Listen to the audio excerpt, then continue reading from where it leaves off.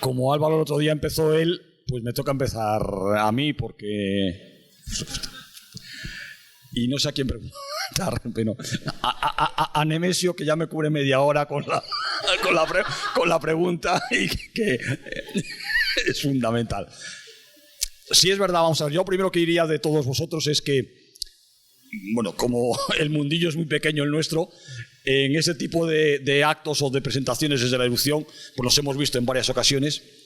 Y yo diría de lo primero que he notado al acabar las 3 presentaciones vuestras es que han cambiado. Es decir, que se notan datos mucho más elaborados, mucho más maduros. Es decir, unos eran los datos que estaban cogidos, bueno, porque estaban saliendo, pero estabais preocupados por la emergencia, etcétera, etcétera. Y ahora se ven datos mucho más maduros, que a mí me han gustado por eso mucho más. Y además que sirven para decir, irte haciendo una idea de que las cosas empiezan a encajar, de que esto empieza a cuadrar, que empezamos, por lo menos yo, a entenderlo un poquitín más. A lo mejor vosotros lo entendíais desde un principio perfectamente, ¿no? Y entonces iba a empezar por alguna pregunta y que decía Nemesio. La realidad es, Nemesio, que con todos los gases los abrumas.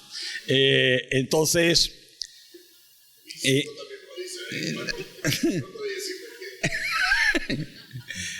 pero después de verlos, sí he notado, por ejemplo, que en algunos de los casos de los gases que nos has presentado, en algún caso, interpreto yo probablemente mal, son que has conseguido comprobar y demostrar que esos gases sirven para una emergencia.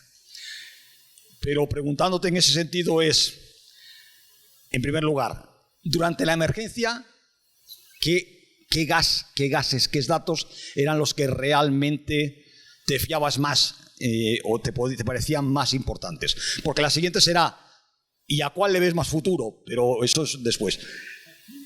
Bueno, mira, yo durante la emergencia, el tema de gas, porque seguíamos tocando todos los palos, no olvidándonos de la desclasificación difusa, de vieja, que a lo mejor mucha gente diría, yo no estoy... Que digo que una opción que podíamos haber hecho era olvidarnos de la monitorización de la misión difusa en todo Cumbre Vieja. Me alegro que hubiéramos tenido la fuerza y los recursos para seguirlo, porque vemos cosas que yo no me hubiera esperado. O por lo menos yo y mucha gente que trabaja en esto, ¿no? Y toda nuestra concentración estaba en el penacho volcánico. E intentar monitorizar, o sea, la misión de dióxido de azufre, que ya te digo, no habíamos medido dióxido de azufre. O sea, las mayores medidas que medimos en fuego durante la erupción eran 14.000 toneladas. Aquí estamos midiendo 80.000 o 90.000 toneladas, ¿no? Y la otra era cómo poder no solo medir la tasa de emisión, sino medir la composición química, ¿no? Por eso queríamos montar el FTIR. Intentamos con drones al principio y con sensores multigas, pero era complicado por el tema de que no te podías aproximar. Intentamos también con los helicópteros de la Guardia Civil, pero claro, el helicóptero, cuando llegó, tenía más ceniza en el motor que otra cosa, o sea, era un problema. Entonces toda nuestra concentración estaba en el penacho, en intentar ver cómo evolucionaba la tasa de emisión y la variación de la carbono-azufre, sobre todo el carbono-azufre, que nos iba a dar cierta idea de una mayor, o sea, de cuándo podría finalizar o cuándo podríamos tener un mayor input de magma más profundo, ¿no? Y más o menos se logró eso, ¿no? Lo que pasa es que también hicimos, bueno, hubo cosas que intentábamos utilizar la ceniza con el exiliado de ceniza. Ustedes saben que en una columna eruptiva, pues los gases interactúan con la ceniza, se quedan absorbidas y generalmente pues el exiliado de ceniza también te da una idea de la dinámica, ¿no? Pero eventualmente lo mejor es prestar atención al penacho, sin dejar de olvidarse el otro, que por suerte pudimos mantenerlo, no sé cómo, ¿no? Pero todavía me preguntas cómo, no lo sé. No lo sé. Y es verdad que todavía estamos integrando toda la información. Hemos sacado algunos trabajos, pero el primer trabajo de geoquímica que hemos sacado de gases es el tema de la anomalía de Bio3, ¿no? lo cual, no sé si ustedes se acuerdan de la erupción esta de Ontake,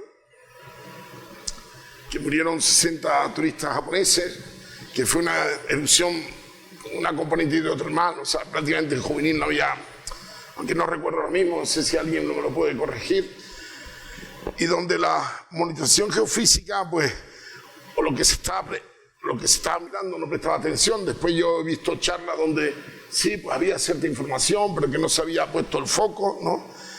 Pero lo que sí es interesante fue un trabajo publicado en Scientific Report for Yuji Sano, que es uno de los grandes profesionales que ha habido en ciencia en los últimos 30 años en isótopos de helio. Él logró ver cambios pero mucho más pequeños que estos, ¿no? 10 años antes de la erupción de Ontake, cambios en la emisión de helio 3. Y esos cambios en la emisión de helio 3 estaban relacionados con un aumento de flujo de calor. Y el flujo de calor lo que hace es, pues, transmitirte calor al sistema hidrotermal, y lo que ocurrió fue eso, ¿no? O sea que fue una señal premonitoria bastante con tiempo de antelación. Y claro, poniendo el conocimiento que se tiene y cómo funcionan los puzzles, pues te dice, yo recuerdo cuando estaba Anselmo, que estaba delegado del gobierno, estaba el presidente del Cabildo. Yo recuerdo haber enviado un WhatsApp diciendo, mira, en 2011 hemos llegado a superar el 10 RA en Dos Aguas, o sea, esto tiene que indicar algo, más o menos. En 2011 mandé un WhatsApp, ¿no? Porque para mí, indudablemente, un incremento, un cambio de media unidad de RA es un cambio muy significativo, ¿no? Y mira por dónde cuando empieza a poner, hay un estudio muy interesante, un chico español que es Tarsilo Girona, ¿lo conocéis?, ¿no? Está publicando algo, ahora mismo, bueno, quería publicar con nosotros lo del helio 3, porque a él le salió una cosa muy interesante, ¿no? Que es el flujo difusivo de calor. Las anomalías les empiezan la caldera tauriente en el 2011-2012. O sea, una coherencia perfecta con los cambios observados en helio 3 y helio 4, ¿no? Y lo que está haciendo él, porque ha escrito un paper prestando atención a eso, sería muy equiparable a lo de los gases, ¿no? Los gases, tú prestas atención a la fumarola o prestas atención a lo difuso, ¿no? En los estudios que hace Tarsilo, pues bueno, pues lo que presta atención a ese efecto térmico muy difuso, no tanto de imágenes térmicas, y es sorprendente, ¿no? Bueno, y después cuando yo vi lo de Pepe, ¿no? Que al principio, tengo que reconocerlo, Pepe no estaba. Y después cuando de repente me acordé de lo de Kobe, la utilización de agua, y ploté eso, no me lo podía creer. O sea que hay qué bueno decir que tenemos mucho que aprender todavía, ¿no? Esa es la conclusión que saco. Y habré positivos, por eso decía también la componente de la mesa a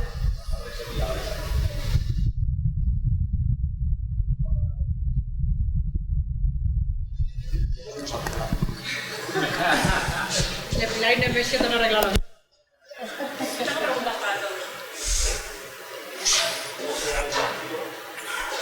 ¿Ahora? Así. Sí.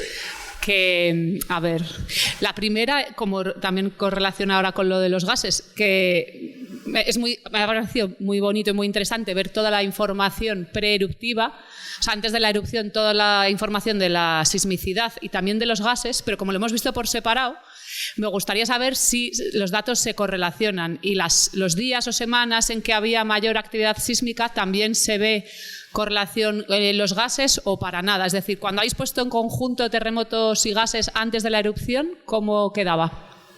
Bueno, en el caso de... El tema está en que los gases, si te das cuenta, cuando nosotros estamos ennifando, por decirlo así, Cumbre Vieja, no lo hacemos de forma continua. Hay periodos donde lo ves casi de forma continua y hay periodos que no, porque no tenemos los recursos, ¿no? Entonces, por ejemplo, a mí me hubiera gustado mucho haber visto cómo ha sido la evolución de la emisión difusa de dióxido de carbono y el helio entre junio y el 11 de septiembre. Me hubiera gustado mucho saberlo, pero se me escapó esa información. Con respecto al tema de estoy hablando de, lo puedes comparar cuando tienes los dos datos, ¿no? Evidentemente, en la emisión difusa de helio, cuando Carmen estuvimos en el primer comité científico del primer enjambre, Carmen sabe que nosotros dijimos claramente que era una intrusión magmática y nos basábamos fundamentalmente en el parámetro B desde el punto de vista geofísico y un Picasso de 20 a 200 kilos de emisión, 200 kilos diarios de emisión de helio, ¿no? Entonces hay una... Y ya me gustaría, y lo que sí también es cierto, que la estación de flujo continuo que teníamos en el playa, en Fuencaliente, los mayores valores de emisión estaban antes. De todas maneras también te digo una cosa, no aparecen simultáneamente, suelen aparecer en tiempos distintos generalmente, ¿eh? O sea, no piensen que a veces después, a veces antes, ¿no? Puedes tener distintas hipótesis, pero no tienen por qué aparecer siempre de forma distinta, o sea, de forma coetánea y con el tiempo, ¿eh? Pero realmente cuando tú vienes todas las piezas del puzzle juntos, pues bueno, por ejemplo, me pasa que yo no he representado, si hubiese representado la sismicidad profunda, solo la sismicidad profunda, hubiera habido una muy buena correlación con el pico de helio, o la relación helio-dióxido de carbono, o la relación hidrógeno-dióxido de carbono, lo digo por si alguien me oye. Alguien me ha estado jodiendo durante 5 años con un proyecto de hidrógeno. A ver si se lo creen de una puñetera vez, ¿no? No, ya, pero bueno, a ver si el altavoz se replica. Sí hay. En ese caso, bueno, y es verdad, Carmen lo puede saber, en el día a día te preocupaba que toda la maquinaria de obtención de datos funcionaba, pero no teníamos tiempo para analizarlo. Y de hecho, la desgracia es que después de que terminó la erupción, tampoco hemos tenido mucho tiempo, porque yo era más feliz cuando estaba durante la erupción, te lo digo en serio, aunque trabajaba 12 y 15 horas al día, era más feliz que después de enero, porque durante la erupción estaba solo una cosa, es que después de enero estás a 1000 cosas, y yo no sé qué es mejor, pero no sé qué decir. Después de enero, claramente. Sí. Pero a realidad que parte de esos datos, yo digo, Nemesio, recuerdo, probablemente la primera vez que te he oído comentar estos datos fue en el aniversario del Teneguía, en Fuencaliente, y eso llevábamos un mes de erupción, y ya ahí pusiste mucho de lo que se sabía, probablemente de lo preeruptivo. Sí. Bueno, yo me alegro mucho de observar, o sea, yo me congratulo de que el grupo nuestro haya hecho una importante contribución a la geoquímica de emanaciones difusas y con buenos ejemplos. Bueno, ahora mismo tenemos, espero que me publiquen rápidamente un paper que está retrasado sobre cambios de emisión difusa antes de la erupción del TAL del 2020. Unas señales increíbles, ¿no? O sea que esa atmósfera del suelo que no vemos que haya ninguna alteración hidrotermal, ese telegrama que tenemos en la atmósfera de gas del suelo, si lo sabemos interpretar bien, pues se observan cosas muy interesantes y sorprendentemente. Ahora te piso yo. Bueno, alguien más que no seamos Pilar y yo. A Carmen. Otra vez igual. Yo te digo que viendo tus presentaciones de hoy no me recuerdan a las últimas que había visto, porque hoy estaba interpretado en muchísimos de los casos, ¿no? La sensación que daba a nivel también de emergencia es que, por lo menos, o a lo mejor es que es más atractivo o por lo que sea, mucho más la información sísmica que la geodésica, es decir, mucho más de diario la información sísmica que la geodésica, ¿o no es cierto? Es decir, no. la rapidez con la que llegaba una cosa y un dato y otro condicionaba de alguna manera.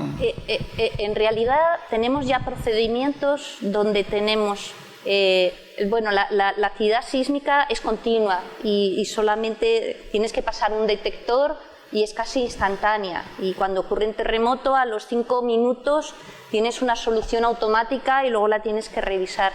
Pero soluciones geodésicas teníamos en tiempo real hasta 4 inclinómetros, que no es la red ideal, la verdad, porque para tener un inclinómetro a las precisiones que necesitamos hay que instalarlos en borehole, tenerlos muy estabilizados, saber interpretar bien lo que es la anomalía térmica, presión y todo lo que es deformación.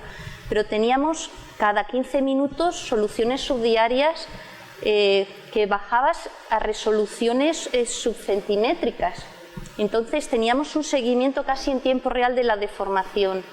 Luego corríamos scripts donde hacíamos la modelización de los centros de presión cada hora, cada media hora, cada lo que quisiéramos, lo teníamos. Y luego la solución diaria del GNSS. Y luego con pasadas de 3, 6 días, 9 días, pares alejados, teníamos también interferometría radar. O sea, hacíamos INSAR. Y lo bonito es que cuando lo presentábamos encontrábamos cada vez más coherencia entre la evolución de la sismicidad y la evolución de la deformación completa. O sea, hemos llegado, en el hierro no fue tan fácil porque el proceso cuando se va al mar le perdemos el control con grandes errores en sismicidad y grandes errores fuera de la red GNSS y ausencia de radar. O sea, es que el hierro fue muy problemático. Pero aquí realmente el dato sísmico y geodésico se interpretaba prácticamente a la vez, en el preeruptivo. Y además, hablando del tema de gases, de 2017 a 2021 vimos una correlación entre anomalías geoquímicas y anomalías en los enjambres. Había una correlación tanto en datos de Involcán como en los datos que nosotros también teníamos, coincidían.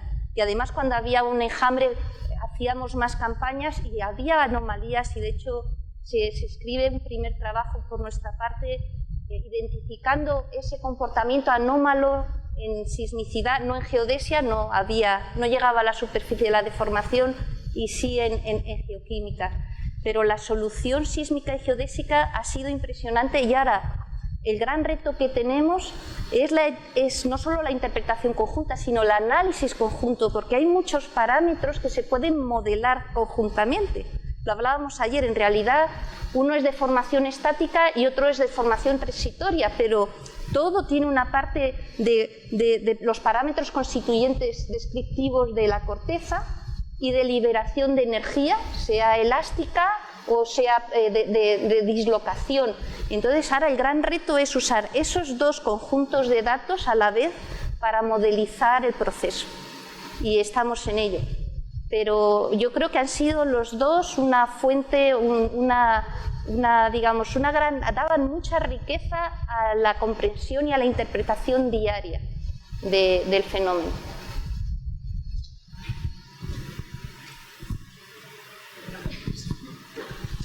¿Y tú? A ver, ya a mí es que se me han quedado muchas curiosidades. Esta mañana habéis contado muchas cosas. Una curiosidad cuando nos has puesto que justo antes de que se acabase la erupción había una intensificación sísmica, hubo una intensificación sísmica muy importante y luego paró. Sí. ¿Con qué la correlacionáis? ¿A qué se debe que de repente...? Aquí hubo desde el día 17-18 se registra la máxima deformación, fueron varios centímetros al día. Los últimos 3 días, el último día no hubo una deformación máxima. Los 2 días anteriores hay la máxima deformación hasta 5 centímetros diarios. Dio el gran empujón que era asociado a la migración del dique cerca de la superficie en una trayectoria un poco subhorizontal. Migró hacia el norte y hacia arriba, se ve muy bien en la sismicidad. Esa migración, que fue muy rápida, se tuvo que hacer abriendo fracturas, haciendo mucha sismicidad, fracturando muchísimo, de manera que hubo un máximo de sismicidad, un máximo de tasa y de energía involucrada, tanto en deformación como en sismicidad. En la misma mañana del día 19 estábamos en el comité científico, nos llamó Pepe Arnoso, ¿os acordáis? Que me llamó al móvil y lo puse allí en el micrófono del ordenador. que estaba haciendo la campaña, tenía un proyecto de gravimetría, estaba allí en la zona de las Manchas, o en la zona un poquito subido, ¿no? Tú sabes, estaba en un mirador. Estaba No sé si en el Astronómico o en uno de estos miradores. Ocurrió el terremoto mayor de toda la serie, ocurrió el día 19, se oyó un gran estruendo y empezó a haber deslizamientos simultáneos. O sea, ese terremoto generó ya un deslizamiento, un estruendo. Él comprendió que eso era, que había como ya unos efectos superficiales, como fisurales, y de hecho se ven como en la topografía de la ladera hay como escarpes, empieza a haber escarpes, y de allí un par de horas más, 3 horas más, 3 horas, o sea que ya estaba muy cerca de la superficie. Pero la pregunta es que yo creo que no lo he explicado bien. Me refería al final de la erupción. Al final. Que has dicho que al final de la erupción justo, de repente hubo una intensificación, muchísimos terremotos, sí, y paró casi en seco. No. Entonces, geológicamente digo, ¿con qué proceso se relaciona que haya una intensificación, o sea, un pico mucho mayor para que luego pare de golpe? Hubo una intensificación en la señal de tremor. Hubo asociada a ese máximo de la columna eruptiva. ¿Os acordáis que el día 13 es cuando alcanza 8,5 kilómetros? Fue brutal. Hubo un nivel de fragmentación, de hecho era polvo, no era ceniza, era como polvo talco negro. O sea, hubo seguramente Inés conoce más el proceso, si había una componente explosiva. Sí, normalmente al final de la erupción el magma baja dentro del conducto y eso permite que el acuífero que estaba confinado se meta. Entonces se vaporiza muy rápidamente el agua que está entrando del acuífero y se produce la explosión. De hecho, aparte de emitir material muy fino, también salieron bombas del tamaño de una casa. Sí. O sea que sí, es una fragmentación muy sí, sí. Y que generó... Sí, que os avisó María José. Pero también es verdad que no sabíamos, o sea, ahora a posteriori interpretamos que es así, pero que en ese momento no teníamos ni idea. No, lo que nos dimos cuenta es que se abrían centros de emisión cada vez en la parte inferior del edificio, que era una cosa que también en la literatura parecía como una fase más final. Sí, normalmente en las erupciones históricas se repite ese proceso mucho, de que cuando está terminando la erupción hay un petardazo fuerte. Pero aquí también hubo un petardazo en otro momento de la erupción. Eso es lo que te está hablando, de eso, del movimiento dentro del conducto que está intentando. Sí. Porque también en la erupción se veía que había una zona de la fisura eruptiva que tenía un comportamiento muy magmático, o sea, que tenías continuamente la fuente de lava funcionando, o paraba, pero era fuente de lava, y en otra parte, que era la que estaba más hacia la dorsal, o sea, hacia la zona más alta, había un comportamiento más hidromagmático.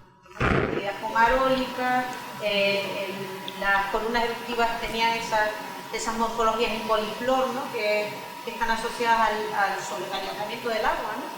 Entonces, la parte alta estaba más relacionada con el acuífero. La parte baja debía tener también una velocidad de salida de la lava mucho más alta, y eso impide también que el agua, aunque tengas el agua alrededor, entre dentro del fondo. Pero vamos, la fisura eruptiva se abrió desde la parte alta, donde tienes esa actividad hidromagmática, hacia la parte baja. Una más y ya te devuelvo el micrófono. Nemesio, es que has puesto una gráfica que no la pusiste en Fuencaliente, que es la de la bola de cristal, que has puesto la curva, la recta, y que iba a acabarse la erupción del 2 al 20 de diciembre.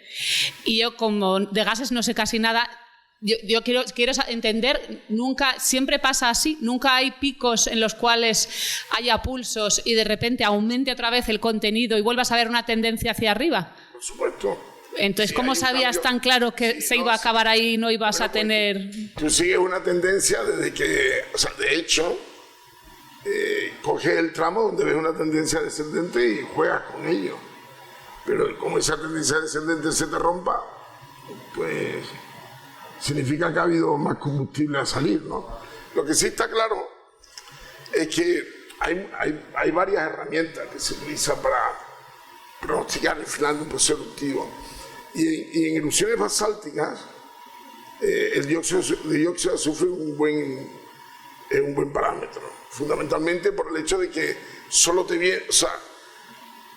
mide dióxido de azufre cuando tienes magma a 3 kilómetros, como mucho a 3 kilómetros de profundidad, desgasificándose. O sea, el dióxido de carbono se te puede salir de fundido silicatado en función de la cantidad que hay y la proporción, o sea, si tienes de la presión de volátiles que haya, se te puede gasificar desde 80 kilómetros de profundidad. Pero el dióxido de azufre, para que tú mides dióxido de azufre, por ejemplo, en el Teide, no estamos midiendo dióxido de azufre.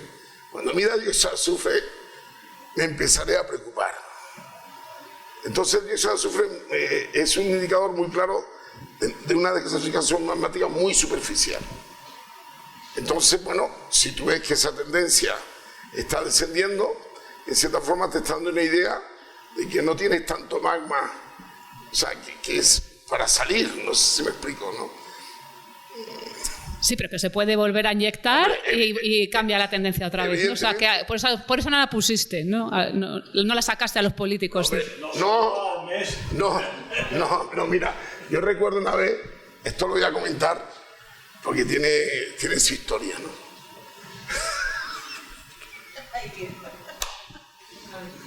¿Qué será? En el comité científico yo presentaba siempre los pronósticos y iban cambiando a medida que íbamos. Al principio un primer pronóstico era para el 20 de noviembre, sí, ¿te acuerdas? Sí. Pero va cambiando cuando tú ves, ¿no? Bien. Y yo, por supuesto, con mis colegas del comité científico tengo la obligación de presentar eso, etcétera, etcétera. Pero claro, yo a veces, bueno, como muchas veces por Puente, que dice que siempre estaba, muchas veces no estaba, pues se lo envía al responsable de emergencia, ¿no? Y nosotros tenemos, y se lo envía al presidente del Cabildo, yo sé que se lo enviaba a Anselmo, que no estaba. Pues yo entendía también muchas veces que los políticos necesitaban un poco de...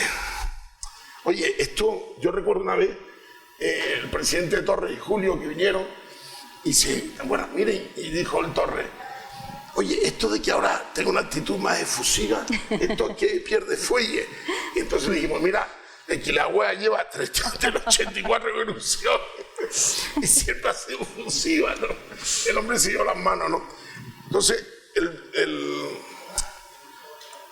esto le llegó hasta el presidente Torres de Gobierno de Canarias, estos pronósticos, pero yo siempre ponía, por favor, no divulgar.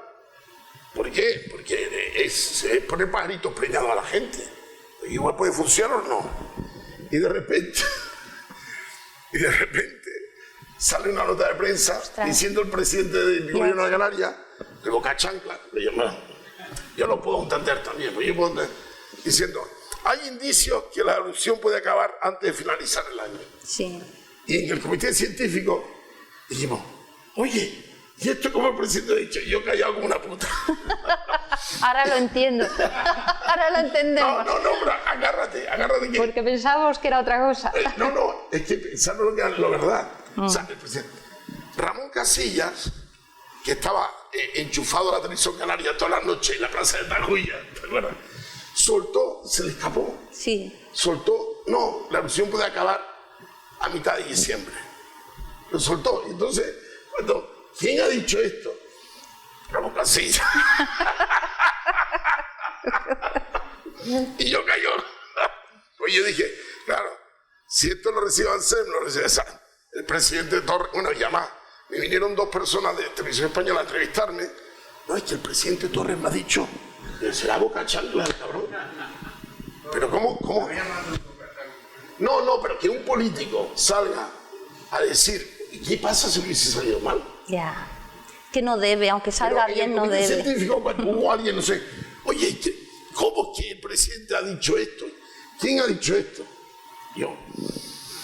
Y como todos habíamos visto a Ramón Casillas, que se fue de la boca, es otro Boca Chancla. Pobrecito.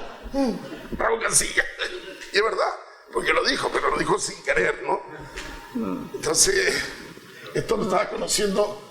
En primicia, en primicia. Ustedes y ella. Ahora llamamos a Ramón. La realidad es que los comentarios sobre el presidente fueron siguiente hablábamos todos de las declaraciones del presidente y cómo sabía que iba a acabar. Y si Oye, yo te digo una cosa, yo fui el primero sorprendido, porque tú dices, coño, a un delegado del gobierno, oye, o sea, tú lo mandas un poco porque te ponen sus zapatos, ¿eh? Son... No, hombre, yo he aprendido esa lección, ¿no? Y mira que es tarde, porque mira que lidio a veces con políticos y sé que... Tú sabes el dicho, ¿no? A tu pareja lo conoces en el divorcio, a tus hijos en la vejez, a los amigos en los problemas y a los políticos cuando gobiernan, ¿no?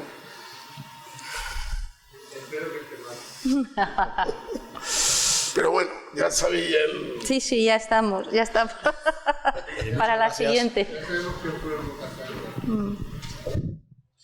No, y a Ramón el pobre, claro, como todos vimos, no sé quién lo dijo, yo no lo dije tampoco, yo No. No, es que Ramón estaba en la Plaza Tacuya y dijo que a mitad de diciembre se le escapó el tío, claro. Sí, buenas tardes. Tenía una pregunta para plantearle a Carmen de esta mañana, que me gustaría conocer un poquito con más profundidad el tema de la especificidad volcánica de las Islas Canarias, aparte del material anormal que nos has descrito por la mañana. ¿En qué consiste exactamente esa pasividad a las que aludías tectónica? Muchas gracias. Esta mañana lo que he intentado es hacer un encuadre de cuál es de dónde viene el magma, ¿no? O sea, tú tienes en las Islas Canarias una tectónica regional, hay una influencia, hay un modelo unificado del origen, ¿no?, del magmatismo en las Islas Canarias, que incluso te dice que la tectónica del Atlas, puede haber una propagación de esa tectónica y llegar al archipiélago. Además hemos visto cómo hay modelos donde te marcan una subplaca que atraviesa el archipiélago y luego lo que se ve es que es una zona que está rodeada de zonas tectónicas activas y simplemente por la transferencia de esfuerzos regionales puede haber una variación del estado de esfuerzo de la litosfera. Eso es una cosa que encuadra y que es necesario para permitir que el material anómalo que tienes ya debajo de las Islas Canarias, hay un manto anómalo que se sabe. Ese manto anómalo lo que hace es, digamos, nutrir de material disponible, de magma, que en las condiciones de presión adecuadas y con un estado de esfuerzos adecuado es el que va a ascender hasta la superficie y dar la erupción. Entonces, parece que se necesita la acción combinada de magma disponible y de tectónica o de estado de esfuerzos favorable. Es la unión de las dos cosas lo que hace que el magma pueda subir a la superficie. Al final, el magma sube a la superficie por acumulación y sobrepresión, pero tiene que la corteza, digamos, tiene que superar la barrera de resistencia de la corteza y eso lo hace fracturando y a la vez crea ya una sismicidad local, una sismicidad en la trayectoria de ascenso y de formaciones también superficiales.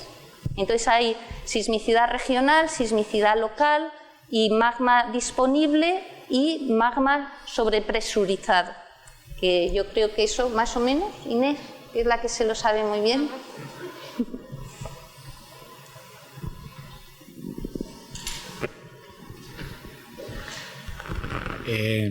Pues para Carmen otra vez. Y hablando un poco, como decía Eumenio, de cosas para el futuro, pero también mirando para hacia atrás. Erupción del Hierro frente a esta erupción. No sé si estás de acuerdo conmigo en que para mí uno de los saltos fundamentales en vuestra vigilancia ha sido la geodesia. Sí. Cómo ha mejorado el hecho de los GPS subdiarios y el tema del INSAR. Sí. En concreto. Y mi pregunta va un poco por ahí. ¿Realmente os ha dado mucha más información eso que la sismicidad? Porque digamos que en la capacidad de detección de sismicidad del hierro aquí, independientemente de que cuando se iba hacia afuera lo perdíais, bueno, la cosa es más o menos parecida, pero el salto en geodesia sí me parece importante. Sí, aquí hemos dado un salto importante en la sismicidad, que ha sido la relocalización precisa.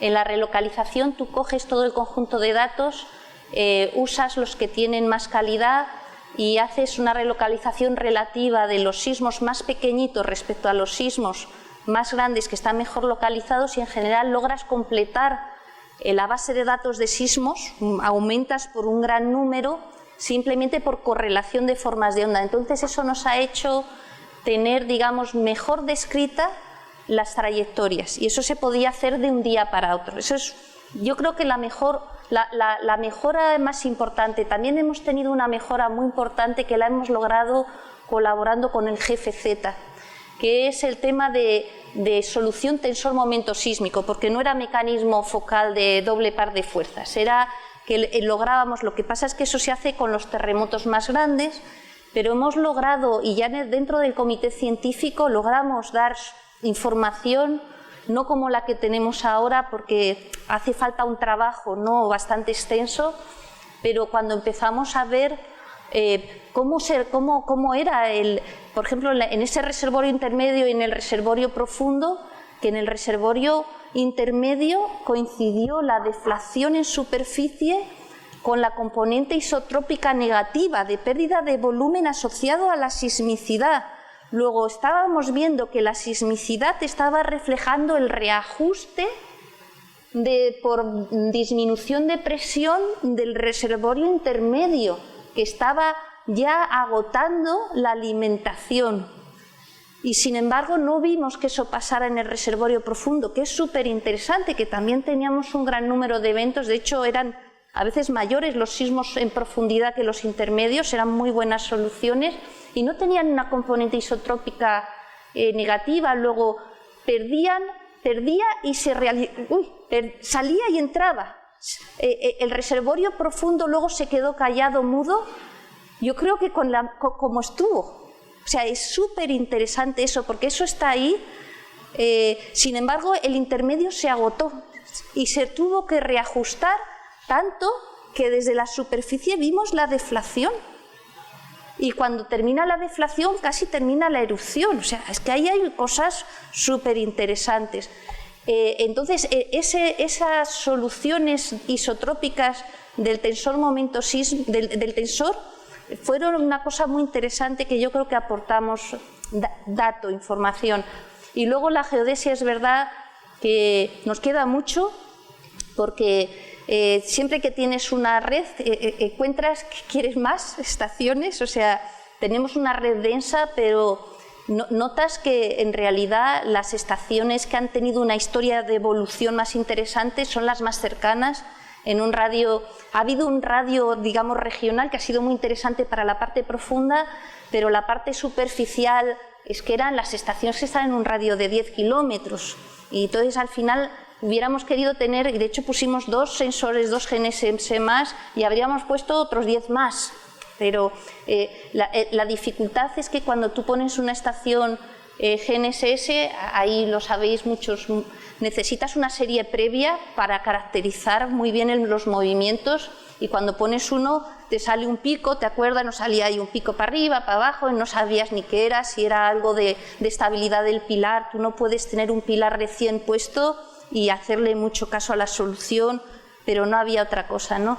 Entonces, hemos aprendido a interpretar la solución continua puntual del GPS con la solución a intervalos de tiempo del radar. Y eso es algo que lo hemos intentado y lo hemos incluso logrado casar, haciendo una calibración de los dos, de manera que era coherente las deformaciones en radar con las deformaciones puntuales, pinchando en el radar, en el punto, la serie de evolución que estaba el GNSS.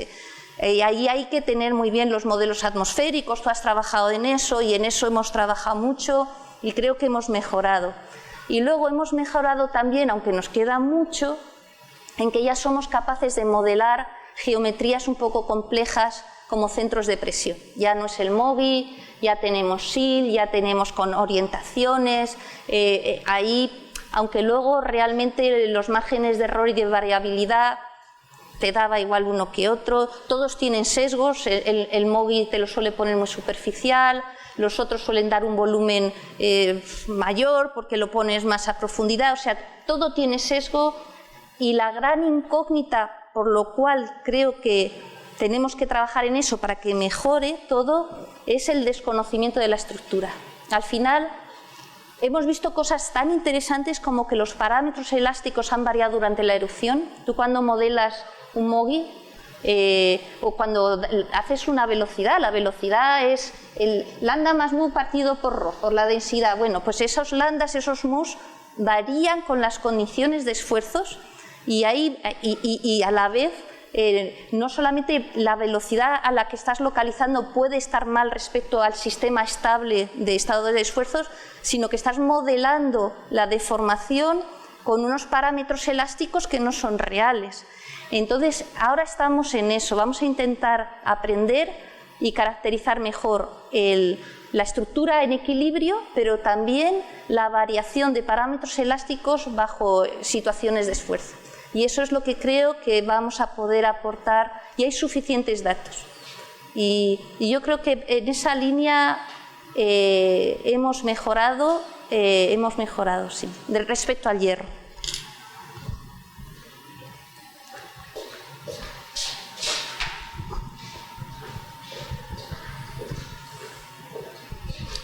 Hola, buenas tardes. Bueno, yo tengo varias preguntas, pero las puedo ir haciendo a lo largo de la mesa. Una primera pregunta es más una curiosidad. ¿Los sismógrafos consiguen detectar como ruido de fondo, como perturbación, las mareas oceánicas o el oleaje?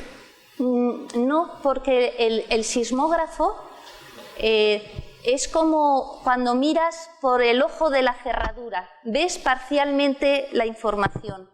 El sismógrafo, en el fondo, es un filtro. El sismógrafo te registra el movimiento del suelo, pero te registra ese movimiento del suelo entre un periodo máximo o una frecuencia mínima y un periodo más pequeñito o una frecuencia máxima. Nosotros tenemos sismógrafos lo más banda ancha que se llama, o sea, que pueda mirar de todo desde lo pequeñito hasta lo grande, pero el periodo más largo no son 24 horas ni 12 horas. Puedes ver señales de minutos, puedes ver frecuencias de 0.001 hercio, pero no puedes ver las mareas, no puedes ver esas componentes horarias o cada 6 horas o 12 horas. Sin embargo, sí puedes ver la componente de la marea en el efecto de fracturación, que es lo que decíamos esta mañana. La carga de marea no es más que en la ecuación de fuerzas, que hay un equilibrio, ¿no? Hay una fuerza que varía, que es la carga de marea, y si la corteza está a punto de romper y le sumas un poquito más de carga, rompe. Y eso es lo que pasa, hay una modulación en la fracturación debido a ese estado crítico de esfuerzos.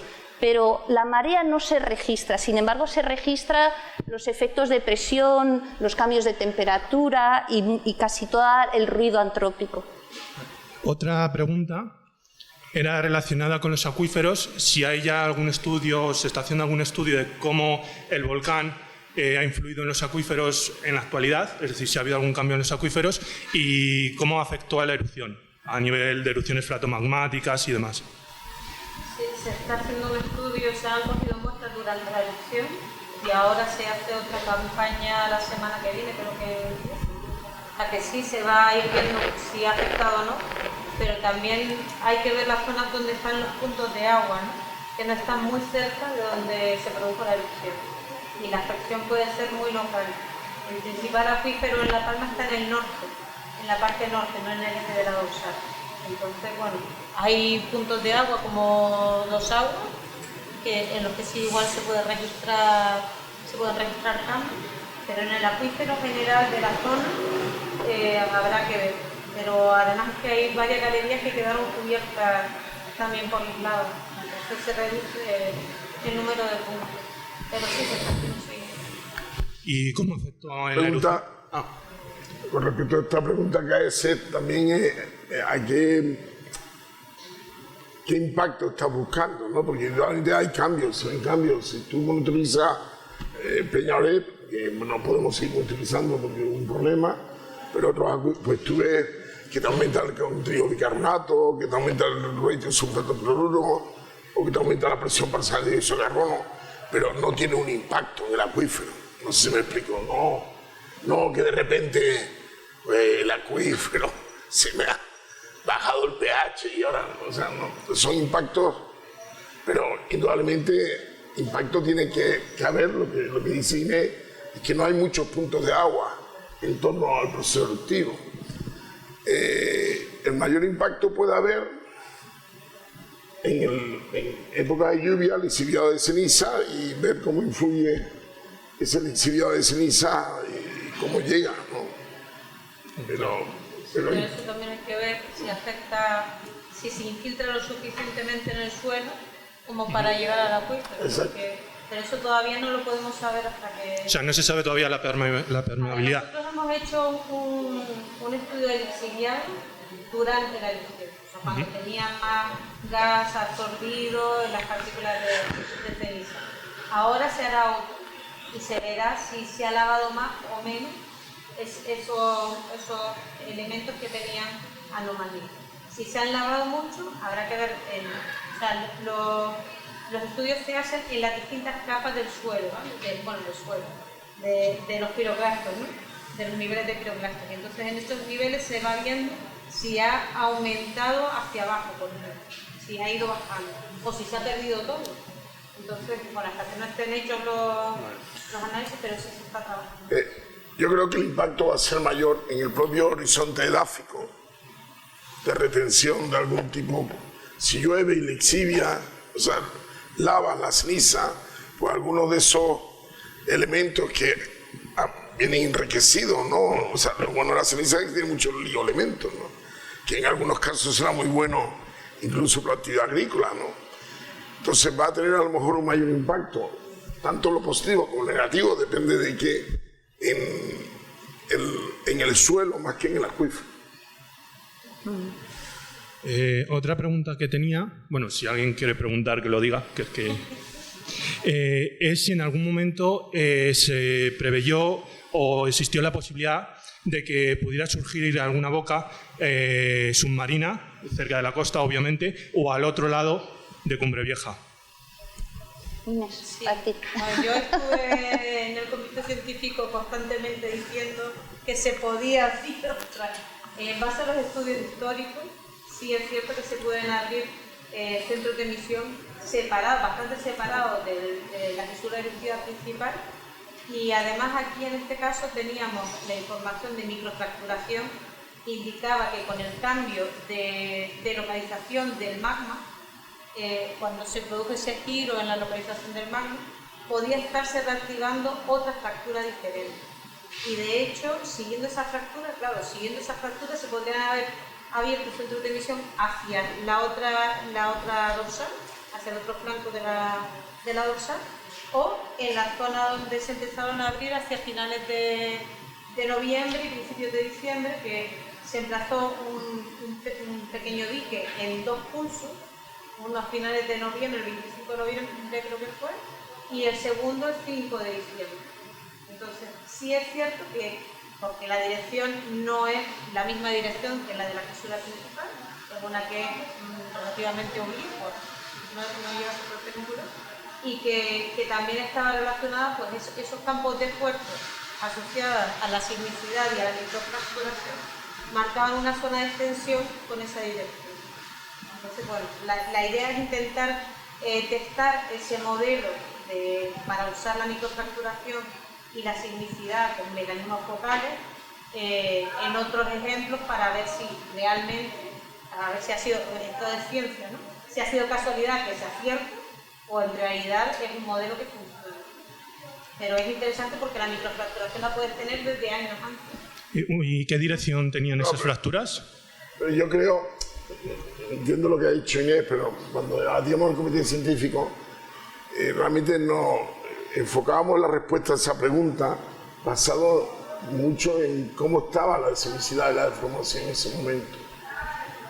Y habíamos personas del Comité Científico que pensábamos que la probabilidad, o manejábamos, que la información que se estaba manejando, no tanto el tema estructural, sino cómo estaba la deformación y cómo estaba la sismicidad, que la probabilidad de que apareciera roca eruptiva lejos del proceso eruptivo en marcha era baja. Sí, cuando... Era muy baja. Eso es lo que, más o menos, ahí tuvimos un debate. Es que yo creo que aquí en la monitorización volcánica normalmente se tienen muy en cuenta las técnicas geofísicas, las geoquímicas, pero la geología no es una cosa que te dé una estadística, un estado en el momento, entonces tampoco se le da tanto el peso que yo creo que igual se debería dar, pero bueno, que es una cuestión de los datos que vas recibiendo en el momento, ¿no? Sí. No, pero yo creo que sí se le da y tener un conocimiento vulcano-estructural, lo que ocurre, lo veo desde mi punto de vista, esa fracturación entendíamos que era una fracturación muy superficial, más que una fracturación muy profunda, con lo cual, si fuera lo que yo entendí, si el estudio que ustedes presentan era una fracturación más profunda, bueno, pues tendría una mayor probabilidad. Allí los días claves fueron los de ascenso hacia la superficie. Yo creo que ahí es donde la parte estructural superficial es muy importante. Y esos vectores que pintáis, la migración hacia la superficie, ahí es donde seguramente tendréis que contrastar la aplicación. Y yo creo que los puntos de emisión que vieron en la fase final están muy relacionados con la fracturación superficial. Eso es. ¿Por qué? Sí. Porque ya el magma ya no tenía la suficiente. Sí. Y era un magma muy desclasificado. Sí. O sea, Sí, por eso suele ser hacia el final de las erupciones. Sí. Porque es un magma que ya ha perdido casi todo el gas. Claro. Entonces lo que se hacen son pequeños centros de emisión muy efusivos porque ya no que tiene, duran muy poco tiempo. Sí, y porque ya no tiene, fuerza para salir por el conducto principal. Exactamente. Utilizan las cotas más bajas y eso es una de las muestras de que la presión disminuye. Sin embargo, la sismicidad que hubo hasta el final, o sea, esta sismicidad de 20 kilómetros, 30 kilómetros, eso está en otro contexto, digamos, que lo que es el sistema de fallas más superficial. Sí, claro, pero la zona superficial, o sea, desde que está el magma a unos 10 kilómetros, como estaba al principio, desde ahí ya se puede tirar de la microfracturación, porque además la microfracturación no es, aunque se mide en superficie, estamos midiendo en depósitos que son antiguos. Sí. O sea, bueno, a ver, depende. En algunas zonas los depósitos antiguos tienen un patrón de microfracturación diferente a los recientes. Sí. Pero en este caso no, en este caso era homogéneo. Entonces eso te ayuda a concluir de que en esa zona el patrón de esfuerzo ha sido relativamente constante. Sí, incluso una cosa muy interesante que se vio en el hierro y aquí también se ha visto es que la propia migración tiene una componente de seguimiento de la dirección principal del campo de esfuerzo regional. ¿Por qué? Primero, porque ese campo de esfuerzo regional lleva miles, millones de años y al final las fracturas persistentes casi todas están en esa dirección y el magma al final lo que utiliza es todo lo que hay más frágil, incluyendo todas las fracturas que puede volver a abrir. Entonces en el hierro se vio mucho esa componente norte-sur y la componente de ascenso, que es un poco noroeste-sureste, ¿no? Un poquito así. Bueno, pues el ascenso hacia la superficie tiene una componente también paralela al campo regional. Y es más, los mecanismos focales que se han logrado tenían también uno de los planos en la componente regional. Luego, el campo de esfuerzos previo es muy importante conocerlo y todo lo que son fracturas van a ser utilizadas. Y ojalá se supiera desde la superficie a la base de la corteza, ojalá se supiera con detalle eso, porque desde la primera día de sismicidad podrías casi saber la trayectoria, que es abrir lo que está medio roto ya. Lo que puedes hacer es un esfuerzo extensivo ya cerca de arriba, compresivo abajo, extensivo arriba y abrir. Entonces, por eso es muy interesante mejorar el conocimiento de toda la estructura. y del magma involucrado. Es otra de las cosas que a mí me resultó más interesante. Nos hemos llevado grandes sorpresas, por ejemplo, restingolitas, pero ¿cómo las llamábamos? Yo les he puesto pseudopumitas. Pseudopumitas. También volvió a salir este material refundido, reciclado, como se quiera, previo. Y salió en muchos momentos de la erupción, no solamente como en el Hierro, que parece que fue la apertura, es que fue saliendo en distintos puntos porque fue abriendo trayectorias diferentes. Y todavía se ve, todavía te las puedes encontrar en superficie. Bueno, era un misterio. Los primeros resultados de la petrología es que nos sonaba como si eran basanitas, si eran tefritas. Bueno, pues yo creo que esto para la siguiente tenemos que saber qué puede salir. Pero ahí es importante el estudio de las erupciones históricas, porque en Timanfaya, por ejemplo, también es muy común encontrar ese tipo de piroclasto blanco, ¿no? Y ya hay estudios que hablan en su momento, pero son estudios antiguos, que hablaban de que eran fragmentos de la corteza oceánica que eran transportados. En algunos casos se ven incluso rocas con trozos de fósiles, pero en otros se ve como ese material fundido, ¿no? y vesicular. O sea, que te está hablando de eso. A ver, el magma basáltico es un magma muy caliente y que es capaz de fundir material. Pero tú fíjate que lo mismo que has dicho ahora, que es de la base, ¿no? Es material que está en la base del edificio. Base y de toda la corteza que atraviesa. Claro, y si esto a lo largo de la erupción ha aparecido un montón de veces, es que ha hecho una cantidad de trayectorias cercanas a los centros eruptivos, pero ha hecho nuevas trayectorias para volverlo a sacar. No tiene por qué. ¿No? Puede ser simplemente que haya estado el magma, no sé, que haya tenido tiempo para fundir antes de subir. O sea, que haya estado un momento un poquito parado para que le dé tiempo de fundir. De fundir más y volverlo a sacar. Y luego pues puede vaciarse, puede estar relacionado con momentos en los que la cámara magmática tiene más presión, pero no es capaz todavía de transportar, de sacar el material. Pero bueno, eso con los estudios petrológicos se irá viendo. Podríamos decir como Nemesio, para eso también nos han delegado a nosotros el proyecto. Oye, que a mí también me lo han denegado, estamos todos... Eso es lo que queríamos estudiar, denegado. Oye, ¿y quién deniega tanto últimamente? No sé, La Palma... Pepe Fernández.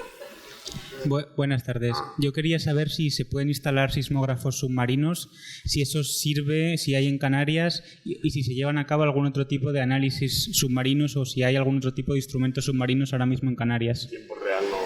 Ahora se ha hecho un experimento y de hecho Luca, que trabaja en Involcán, ha mostrado datos. No son sismógrafos submarinos, pero es el uso de fibra oscura, de fibra óptica, de cables submarinos y que puedes transformar en sismómetros lineales. ¿Por qué? Porque aunque va a una velocidad rapidísima a través de la fibra, no, a la velocidad de la luz, pequeñas interferencias causan perturbaciones que tú puedes medir en la trayectoria y además posicionar la perturbación. De manera que sí se han tenido, digamos, datos de estos cables con fibras que no están en uso, se llaman fibras oscuras, y se tiene dato submarino. Y luego además la UTM de Barcelona con las Ciencias del Mar instaló hasta 6 OBS en un radio un poco alrededor de toda La Palma, yo creo que en un radio de unos 8 o 10 kilómetros, en todo lo que fue el proceso eruptivo. Todavía no hemos visto resultados de esos hidrófonos, pero se instalaron durante la erupción y por supuesto son muy interesantes. La información en mar para análisis posterior, pero no para análisis para análisis en tiempo real, pero ¿no? los DAS acoplados a cables submarinos, lo que pasa es que hay un montón de datos. Eso sí tienen una utilidad. eso es futuro todavía. De hecho, ahora mismo en Canarias tenemos 2. Sí. Tenemos 2 DAS acoplados a un cable submarino que va entre La Palma y Tenerife y otro que va entre Tenerife y Gran Canaria. Sí. El problema en Canarias en general es que las islas salen, o sea, surgen desde el suelo oceánico a muchos kilómetros de profundidad, de manera que tienes que dejar los hidrófonos en los canales intermedios y en general necesitas un mantenimiento carísimo, o sea, es una instrumentación que la mayoría se pierde el tiempo, se te pierden las boyas, no es fácil de instrumentar con OBS estas islas oceánicas, como en el caso... O sea, yo creo que los DAS con los cables submarinos va a generar una revolución importante. Sí, pero quedan muchos años para eso. Bueno, hay que empezar a caminar. Sí, hay que empezar, ya se está.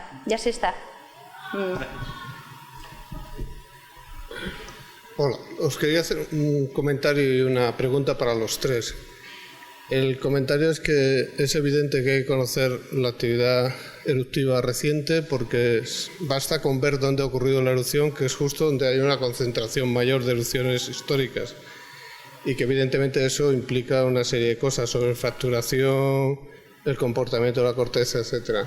Luego me alegra mucho el comentario sobre la estructura, pero si tenéis curiosidad sobre los 15-20 primeros kilómetros, os animo a que leáis el paper nuestro de estructura cortical con la determinada a través de la gravimetría, que una parte está actualizada en ese artículo que referenció Nemesio esta mañana en la presentación, y que sale una de las zonas de debilidad justo donde ha ocurrido la erupción. Este es mi comentario. La pregunta es, aprovechando que estáis los tres y que sois bastante complementarios, ¿por qué pensáis que ocurrió la erupción en la isla de La Palma, donde hubo 9 enjambres, si no recuerdo mal, entre 2017, y no fue en la isla de Tenerife, donde hubo unos 50 en el mismo periodo de tiempo? Bueno, ¿empiezo yo? Sí, empieza. Es curiosidad. No, ya. No, y yo no tengo una respuesta. Voy a ver lo que te respondo. O sea, nosotros, no me digan, bueno, teníamos muy claro que el primer enjambre tenía que estar relacionado con movimientos de magma. La sismicidad estaba a 25 kilómetros. Un sistema hidrotermal a 25 kilómetros complicado. Es un poco complicado. Entonces, si analizando el parámetro B, yo creo que todo y algo. Y el Picasso del helio 4, que bueno, yo no puedo tener una medición de un cambio de prácticamente 10 veces, si no es porque tengo un movimiento de magma, eso es claro. En el caso de Tenerife, que también hemos visto picos de... El problema, estamos hablando de una sismicidad de 10, 12 kilómetros, 15 kilómetros. Si tú ves los datos de manotelúrica de Tenerife, puedes tener focos magmáticos que pueden desarrollar, bueno, sistemas hidrotermales a esa profundidad.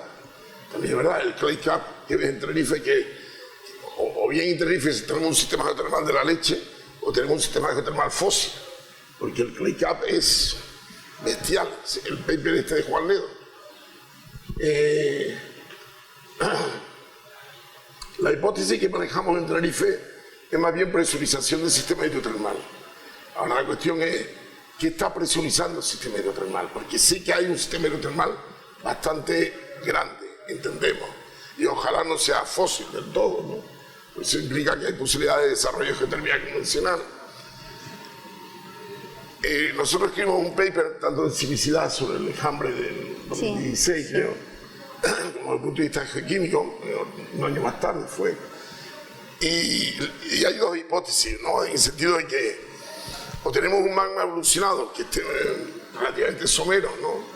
Y que esté en un proceso de cristalización que lo que haga es que esté acumulando gas en la parte superior y la presión ya tiene suficiente para inyectar ese gas, vamos a decir magmático, en el sistema hidrotermal y presurizarlo.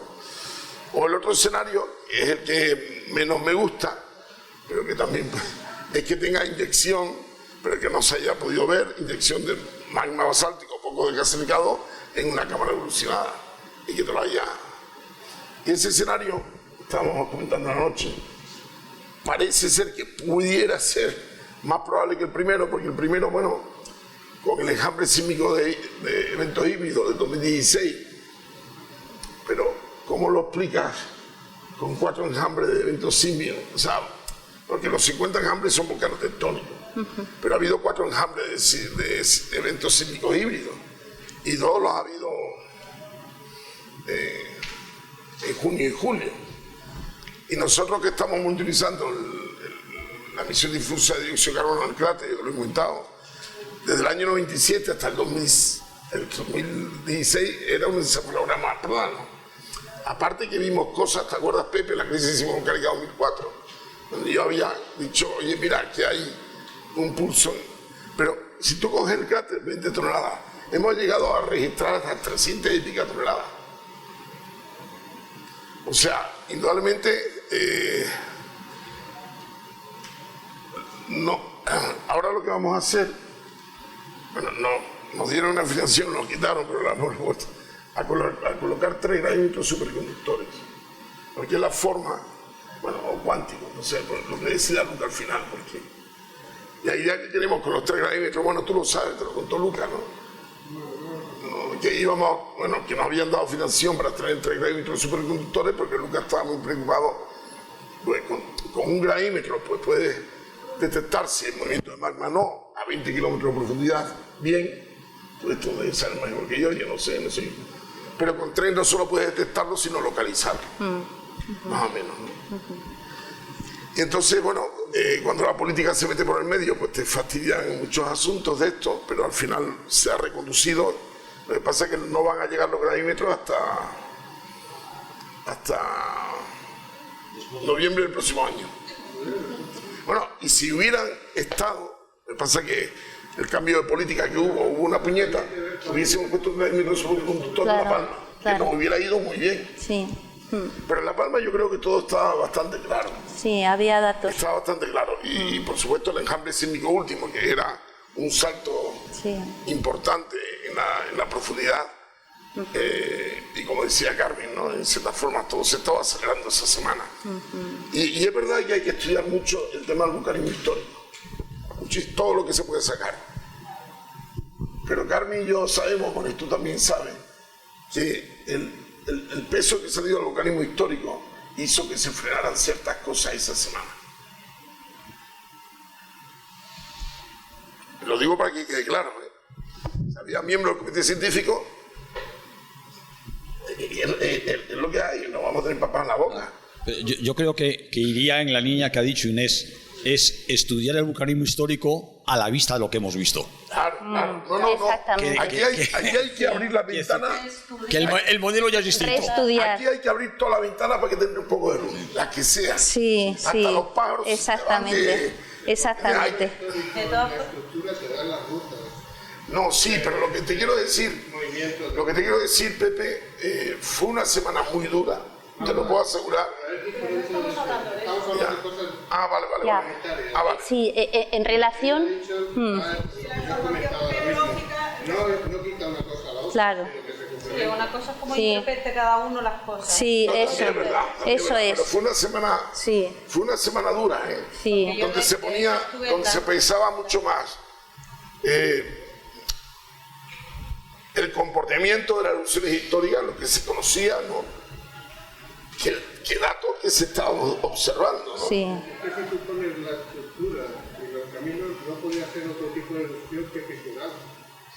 Bueno, eso está claro. Mira, hay una pregunta a los geólogos que estén aquí, porque ustedes se acuerdan el famoso mapa que hizo el Maño, a mí me encantan los mapas del Maño, de la caldera de Tauriente, y que por detrás tenía la evolución geológica de La Palma, un modelo muy simplificado. Y Cumbre Vieja, el Maño siempre ha dibujado como no solo la dorsal norte-sur, sino como una dorsal noreste y noroeste. Sí. Pero todo el mundo parece que elude mucho hablar de esos temas, yo no lo sé. Lo digo porque esta erupción no tiene una dirección de la dorsal noreste de Cumbre Vieja. Sí, la tiene. Claro, es que tú dices, coño. Y curiosamente, porque la dorsal noreste está mucho más identificada, geomorfológicamente hablando, pero la noroeste no está tanto. Y mira por dónde te sale el Tajo Gaite Pues hasta lo que yo sé, y dentro de que creo que es de las cosas que sé un poquito,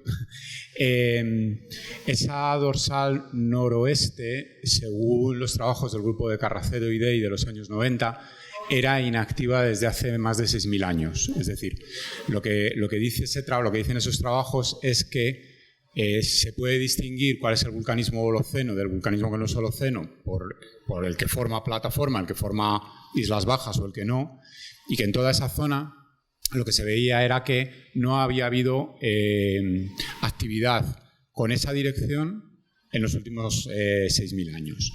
A eso se añadía una interpretación, y esto ya es una interpretación de ellos, de que tanto la erupción de Gedei de 1585 como en la erupción de San Juan de 1949, los patrones de fracturación que aparecen en la parte tardía de la erupción no son en dirección noroeste-sureste, sino que son en dirección este-oeste.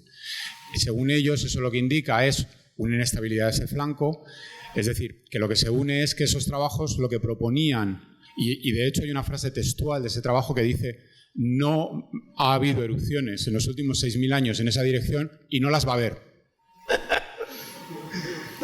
Entonces, ese abandono de esa dirección noroeste venía de una serie de trabajos que habían propuesto un modelo alternativo, un modelo que al final nos había calado a todos. Todos estábamos pensando que pero era... Pero ahí está también el tema de la datación. O sea, no hay información de las edades de las erupciones. Pero no vean lo que me acordaba yo del Maño con esta erupción. Claro. Hay un tema que ha sacado Pepe muy interesante cuando ha dicho por qué en La Palma sí y en Tenerife no, y que me viene a la cabeza que es la misma definición de la palabra unrest. Y es que en La Palma tenemos 30 años de datos sísmicos en estaciones de referencia en Taburiente y no se había registrado ni un solo enjambre en 30 años. De manera que cuando surge el primer enjambre en el 2017, realmente tienes 30 años de cambio respecto al nivel de fondo. Y en Tenerife, en los años 80, se hacían campañas de mes y medio con instrumentación de alta ganancia dentro de las cañadas. Durante mes y medio se ponía una red. Siempre que se ponía una red había sismicidad. Y de hecho lo que hemos registrado A verla. Sí. A verla, sí. Si llevo así muero, se jodido. Bueno, pero siempre que se ponía instrumentación con sensibilidad, en las cañadas había sismicidad desde los años 70 y 80. En los años 89 está CECAN, se mueve ahí. Y CECAN en detecciones ya registra sismicidad muy local. O sea, en Tenerife el nivel de fondo es que hay una sismicidad asociada al sistema activo, que es que tienes el Teide con anomalías, digamos, geoquímicas, con un sistema abierto. El sistema geotermal de Tenerife, claro. Un sistema... activo, continuo. No, pero la MT lo ves claro, o sea, es bestial. Sí. Si ven ese paper de Juan Leo, es bestial. Sí. Yo recuerdo un neozelandés que estaba en una asesoría, un consultor, diciendo o aquí hay un sistema geotermal de la leche o es demasiado fósil, ¿no? De todas formas, una cosa importante también es la diferencia entre las estructuras. La Palma tiene una corteza más fina y en Tenerife tiene un edificio enorme con un volcanismo central muy estable en el tiempo, o sea, es sí, pero en La Palma tiene una estructura de dorsal, una zona de extensión muy clara, y tenga los dos ramales o no, que yo creo que la mayoría de los que estamos aquí creemos que existen los ramales, pero que tienen esa dirección principal y no tienen un gran edificio, una gran presión litostática que haga que ese material se quede atrapado. Es más fácil para el magma subir directamente con una corteza como más homogénea, por decirlo de alguna manera. Y además con cada intrusión se va homogeneizando más. Y eso hace que, aparte de la sobrepresión que va ganando el reservorio magmático, también tenga una presión, o sea, un campo de fuerzas más homogéneo. Entonces el magma es más fácil subir. En Tenerife tienes muchas discordancias, tiene muchos materiales con propiedades mecánicas diferentes y es más fácil que el magma, al subir, se estanque en algún sitio y no llegue a subir aparte de las cámaras magmáticas. También es interesante no olvidar que la red de La Palma empezó antes de la erupción del hierro. Lo que está claro es que estamos en un periodo de reactivación en el archipiélago. Sí. A mí sí me dices que empieza a haber intrusiones en La Palma, en Lanzarote. Me hago el periodista y pregunto, ¿no? Vamos a mencionar al diablo, pero por favor, no. Yo quería hacer un comentario, se me ha ido la olla.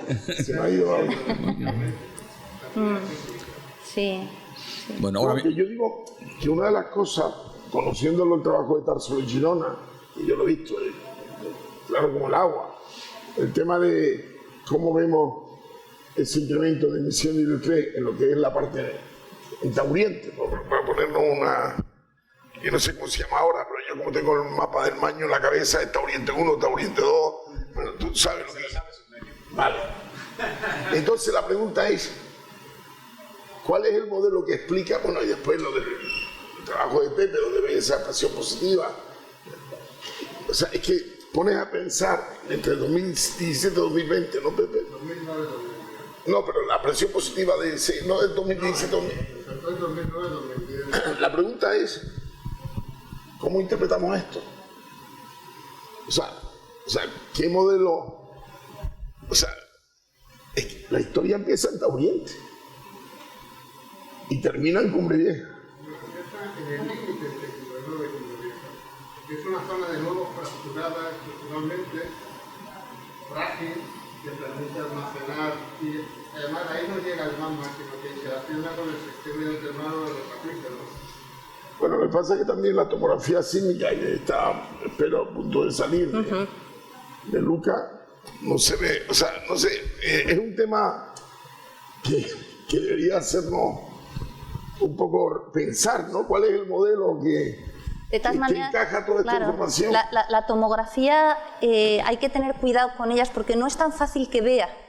No es fácil que vea una longitud de onda kilométrica, anomalías de tamaño que a lo mejor están en fisuras. Sí, depende cómo esté eso acumulado, a lo mejor no lo ve.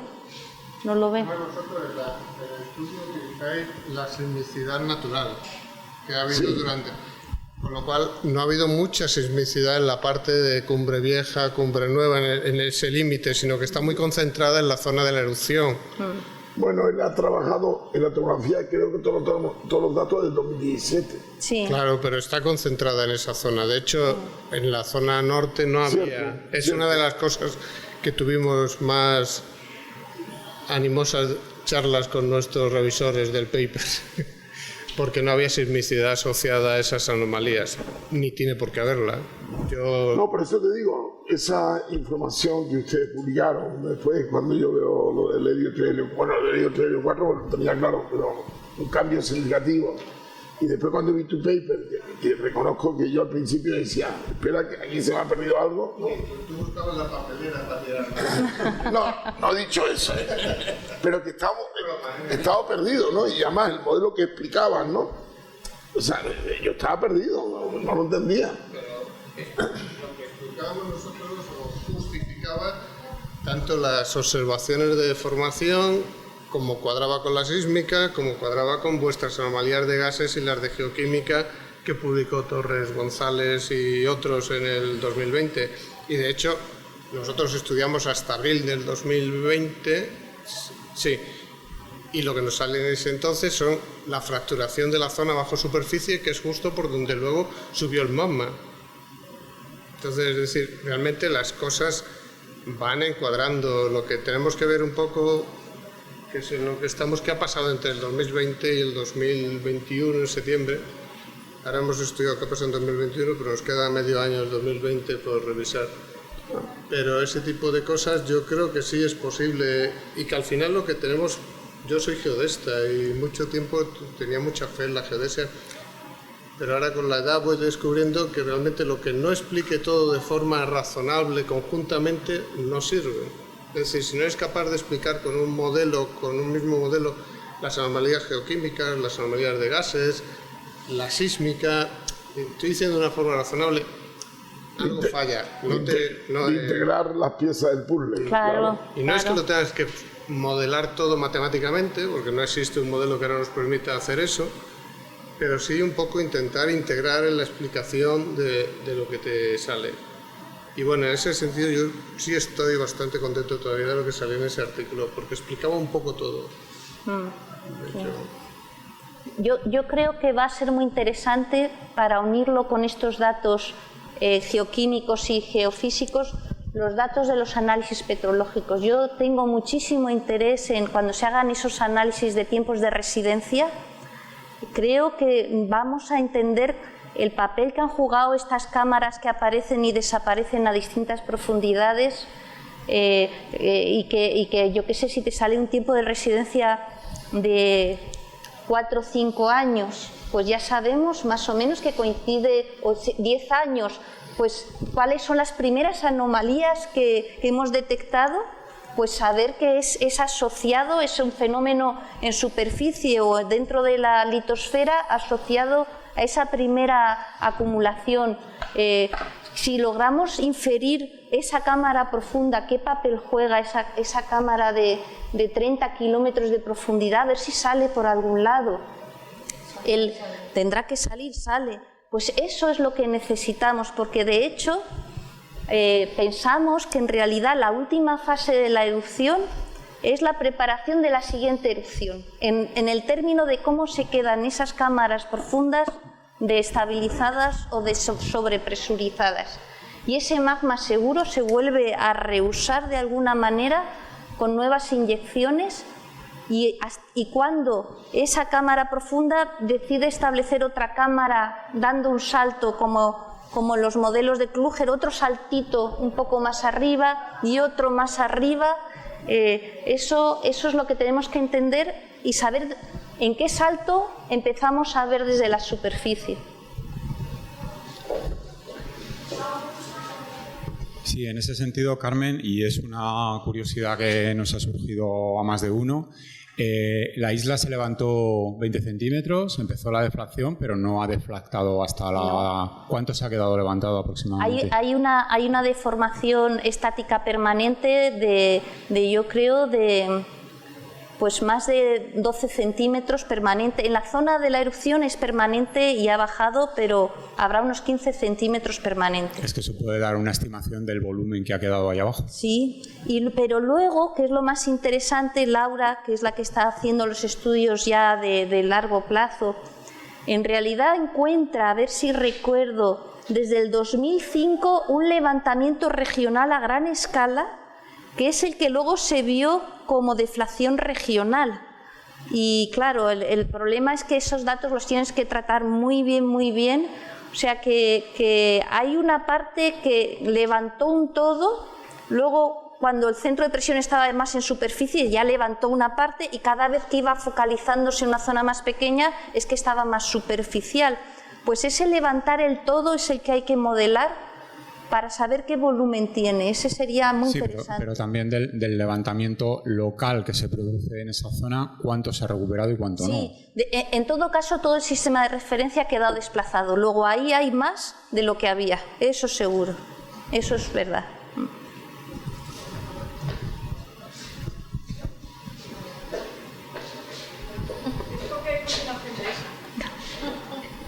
Te robo el micrófono porque es continuación de lo que estaba comentando Álvaro. Tú antes has dicho que habéis modelizado que la cámara intermedia sí que se ha relajado, o no sé cuál es la palabra, ha perdido volumen. La sismicidad iba asociada a pérdida de volumen.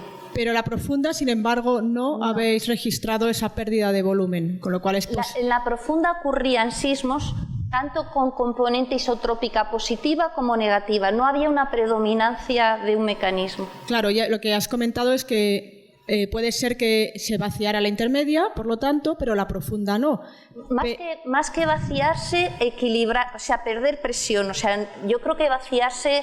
Bueno, vaciarse, entiéndeme, sí. Claro, no lo digo vaciar. Ajustar, sí, colapsar hasta reajustar. Claro, pero eso también has dicho que puede significar que la intermedia dejara de alimentarse de la profunda. Desde luego, si la intermedia se alimenta al mismo ritmo que alimenta la erupción de la profunda, no verías pérdida de volumen. Pero has comentado que eso sucedió al final de la erupción. ¿Te he entendido bien? Eso comenzó desde que empieza la sismicidad profunda a aparecer, pasa un tiempo. Empieza ya a haber mecanismos, desde los primeros que vemos un poco, que estudiamos, vemos ya mecanismos en la intermedia de pérdida de volumen. Vale, es que yo te había entendido que eso era al final de la erupción, fundamentalmente. Al final de la erupción lo que ocurre es que la parte más profunda deja de tener sismicidad. O sea, y sigue la intermedia, o sea, la profunda surge en un momento y al final de la erupción desaparece la sismicidad profunda. Pero porque se termina reajustando. Se equilibra. Sin embargo, la intermedia todavía sigue. Y luego también sigue mostrando, a la vez que hay sismicidad profunda, mostrando pérdida de volumen. Eso también se está hablando de que el volumen, el tamaño de la cámara magmática que tienes en profundidad, cámara magmática o reservorio, es mucho mayor que el que tienes en la zona intermedia, porque el magma que no te desequilibra la zona profunda, en la parte superficial sí te lo hace. O sea, el volumen que pierde aquí, que a esto no le afecta, a este sí, porque un espacio más pequeño. Y la presión que tiene que tener. Y la presión es mayor en la profunda simplemente porque si no, no lograría, ¿no?, ascender.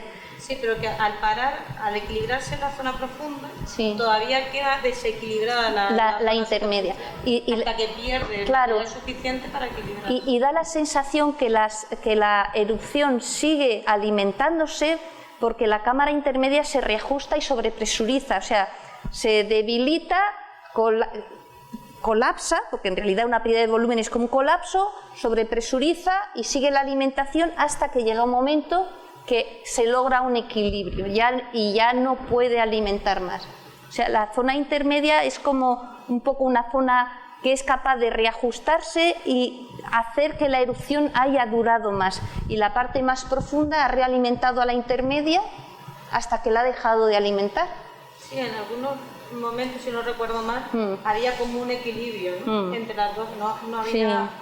Había como, se tenía que explicar como una transferencia continua que estaba aportando material en superficie, o sea que tenía como dos cámaras comunicadas y esta superior comunicada con la superficie y que estaban en equilibrio, o sea que la alimentación profunda equivalía a lo que salía arriba. En todo caso, solamente con la observación en superficie se notaba que la presión en el centro eruptivo disminuía al final, o sea que solo con la tipología de la erupción se notaba que había menos material, la señal de tremor bajaba, también bajaba el dióxido de azufre, o sea, había menos magma disponible para alimentar la erupción.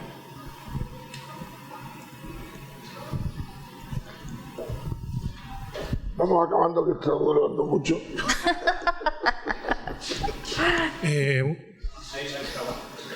Joder, vale, jefe.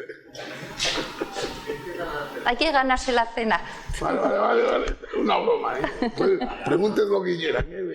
Yo quería preguntar sobre la migración en profundidad que ha comentado antes, que migra hacia el norte. Si una vez que se abren las bocas, entiendo que para esa migración, pero si había parado ya antes y se abren las bocas por emplazarse ahí el magma, o para en el momento que se abren las bocas. Y si hay posibilidad de que pueda seguir existiendo migración porque no es suficiente la despresurización como para que el magma se pueda migrar todavía. Lo que empezamos a ver es que desde el día 15, la erupción empieza el día 19, desde el día 15 y sobre todo desde el día 17 hay una migración hacia la superficie, o sea, así en vertical y hacia el norte, ¿no? Es un dique que tiene una componente hacia el norte y hacia arriba. Esa migración culmina con el inicio de la señal de tremor y con la aparición de la erupción. Y lo que sí sabemos es que luego sigue la sismicidad. Lo que pasa es que la sismicidad ya está oculta con la señal de tremor y solamente ya empezamos a registrar los sismos mayores. No sabemos si sigue habiendo sismicidad pequeña que puede estar todavía asociada a esos últimos kilómetros. Lo que sí sabemos es que se produce una fracturación en los próximos días y de hecho la señal de tremor sigue subiendo en intensidad. Luego había mucha fracturación hasta que se establece un edificio principal. O sea, le costó, ¿no?, establecer un conducto que diera, digamos, que pudiera transportar toda la sobrepresión de magma hasta superficie. Y luego empieza, los sismos que empezamos a localizar desde las primeras horas de tremor, te vuelven a señalar el comienzo, la zona de la dorsal. O sea, ya no te muestrean ese sistema de diques de migración a la superficie. A lo mejor había sismos asociados a esos conductos, pero la señal de tremor no te permitía localizarlo. Y lo que localizamos son esos reservorios que están en el centro de la dorsal, en la zona donde surge todo y a distintas profundidades. Pero también que no se registre la sismicidad en el dique, que ya está abierto, es normal porque ya es abierto el conducto. Si lo tienes al principio te abre y luego ya se utiliza como una tubería. Normalmente no se va ensanchando durante la erupción. De hecho, la mayoría de los diques tienen un espesor de 1 metro, 2 metros, hay algunos que tienen más, pero que no son 20 metros de dique. O sea, 20 metros de... A ver, los diques tienen 3 componentes, ¿no? Pero en la menor, que sería la anchura, por decirlo de alguna manera, la extensión en el eje X, son conductos pequeños, estrechos. Lo que pasa es que luego tienen una longitud en vertical y en la otra profundidad que es muy grande. Como en el título de esta mesa redonda hablábamos de avances y retos, y para Inés, que es la que menos preguntamos, la realidad es que todos consideramos, y lo fuimos viendo día a día, que a nivel seguimiento geológico los drones fueron un avance que ha venido para quedarse, por lo menos para las próximas erupciones, hasta que se invente algo distinto, ¿no? ¿Le ves inconvenientes? Bueno, es decir, ¿nos sustituye a los geólogos? Le sustituye el martillo. Eso es lo que quería. Poco le falta. Todavía. Coge muestras, sí que coge muestras de agua, en sí, pero decepción. suponemos que será un geólogo el que lleve el yo creo que le prolonga los ojos, ¿no? Sí.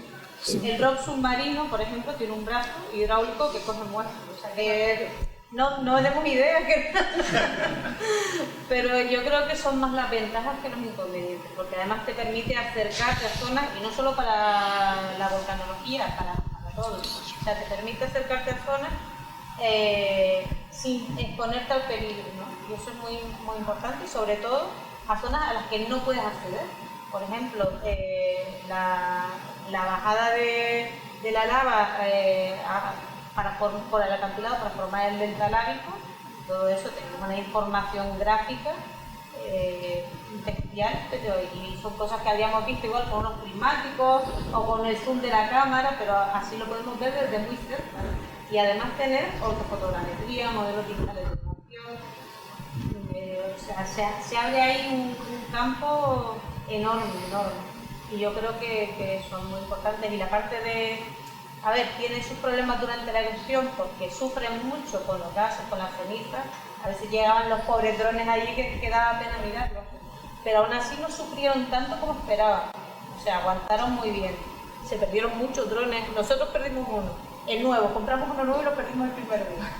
Pero en general, a ver, había días que no te podías acercar al centro de emisión porque los gases estaban muy bajos y tal, pero pudimos incluso hacer modelos digitales de grabación del cono parciales, pues porque podíamos volar por un lado, pero por el otro no. Pero bueno, es una información que de otra manera no habríamos tenido. Yo creo que vienen para quedarse y como Sobre los primeros datos volumétricos del cono que dimos, que fue el grupo de NGV de Román, sí. gracias. Si no hay duda, yo es por si se veían inconvenientes, porque como hasta ahora solo veo ventajas, pero... Oye, pero eso es una ventaja, una prolongación de tus ojos, aparte de otras cosas, ¿no? Y toda la observación espacial, no solamente de drones, todo lo que se hace desde satélite, que cada vez se hace más. Que las cámaras térmicas. No, por ejemplo, los análisis de las imágenes térmicas que se hacen en Calvary, el observatorio Catania, fueron la primera vez donde veíamos, lo intuye, pero donde veías la trazabilidad del primer tubo volcánico que se estaba formando. O sea, lo que dice Carmen, ¿verdad? No solo los drones, sino la observación de satélites, eso de parte también Pepe puede decir mucho. Yo quería decir una cosa, que es una cosa que a lo mejor no hemos dicho, que es muy interesante, ¿no? Que es donde estaba la sismicidad de todos los enjambres anteriores. Era como un sándwich.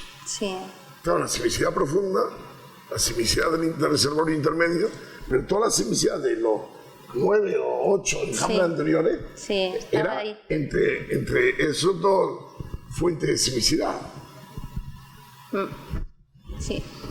Es una cosa rarísima, o sea que fue un sándwich. Parece que abrió los conductos de ascenso entre zonas de entre reservorios, pero no marcó los reservorios hasta que no empezó la erupción.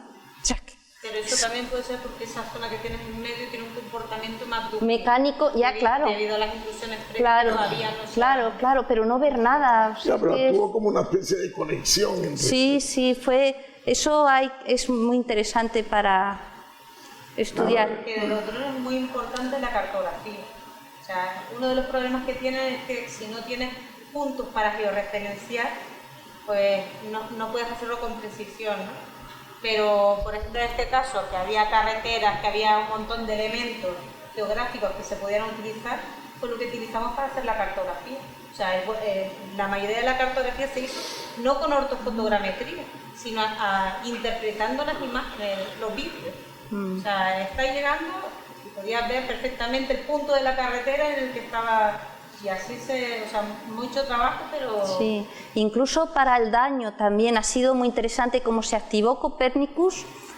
Allí todo lo que ha sido conteo de daños y avance de daños, y de hecho ahora las aseguradoras nos preguntan, y nosotros lo remitimos todo al Gobierno de Canarias, ¿cuándo la colada alcanzó esta vivienda? Bueno, pues gracias a que Copernicus estaba activado, se sabe la fecha de destrucción de cada una de las viviendas.